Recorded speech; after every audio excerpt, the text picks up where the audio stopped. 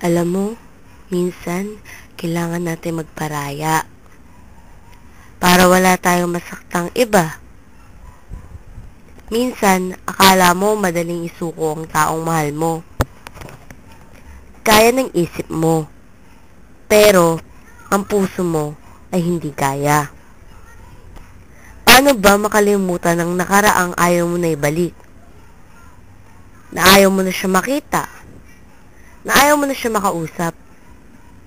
Pero kahit anong gawin ko, ikaw pa rin ang nakikita ko at naiisip ko. At kahit pagbalik-balik ta rin natin ang mundo, ikaw at ikaw pa rin talaga ang gusto ko. Paano ba kalimutan ang isang tulad mo?